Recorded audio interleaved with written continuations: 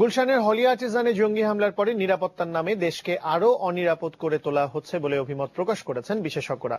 জঙ্গিবাদ প্রতিরোধে আইনের শাসন ও গণতন্ত্র নিশ্চিত করার তাগিদ দেন তারা। রাজধানীতে নিরাপত্তা ও উন্নয়ন নিয়ে এক সেমিনারে এসব কথা উঠে আসে। তবে পরিকল্পনা মন্ত্রী মুস্তফা কামালের দাবি, দেশে গণতন্ত্রও রয়েছে, আইনের শাসনও আছে। নিরাপত্তা ও উন্নয়নের মধ্যে সম্পর্ক নিয়ে সেমিনারের আয়োজন করে সেন্টার ফর গভর্নেন্স স্টাডিজ। এতে মূল প্রবন্ধ উপস্থাপন করেন বিশিষ্ট অর্থনীতি বিশ্লেষক মামুন রশিদ। মামুন রশিদ তার প্রবন্ধে বলেন, 2015 সালে সন্ত্রাসবাদ মোকাবেলায় বিশ্ব প্রায় $13.5 ট্রিলিয়ন ব্যয় করেছে। সন্ত্রাসীদের 1 টাকার বিপরীতে যুক্তরাষ্ট্র ব্যয় করে 7 টাকারও বেশি। কিন্তু সন্ত্রাসীদের সঙ্গে পাল্লা দিতে সে পরিমাণ অর্থ ব্যয় করার সামর্থ্য বাংলাদেশের নেই। এ অবস্থায় আইন শৃঙ্খলা বাহিনীর গৃহীত পদক্ষেপ উল্টো ফল বয়ে নিয়ে আসছে বলে মনে করেন আলোচকরা।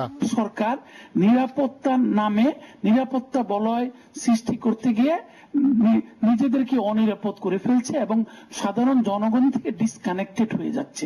সিকিউরিটির নামে গুলশানকে যা করা হয়েছে এটাকে আরো ইনসিকিউর করা হয়েছে।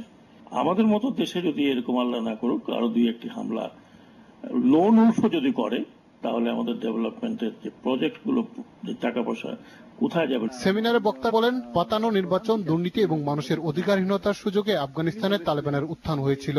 সেখান থেকে বাংলাদেশকে শিক্ষা নেওয়ার আহ্বান জানান তারা। রোগ হলো আমাদের সমাজের মধ্যে যে অসঙ্গতি, অন্যায়, অবিচার, গণতন্ত্রহীনতা।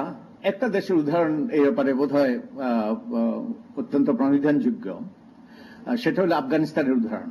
তবে পরিকল্পনা মন্ত্রীর দাবি, দেশে গণতন্ত্র আছে সুশাসনও, যে কারণে দেশে অর্থনৈতিক উন্নতি হচ্ছে। দুর্নীতি ও নিয়ন্ত্রণহীন নয় বলেই মনে করেন তিনি। যদি গভর্নেন্স না থাকবে তাহলে আমার ডেভেলপমেন্ট কেন হচ্ছে, কেমন করে হচ্ছে? ইট ওয়াজ 4%, for 4 to it came to 5%, 8% নিয়ে যাব। How it is possible without governance? So governance is there. হয়তো ভালো গভর্নেন্স নাই।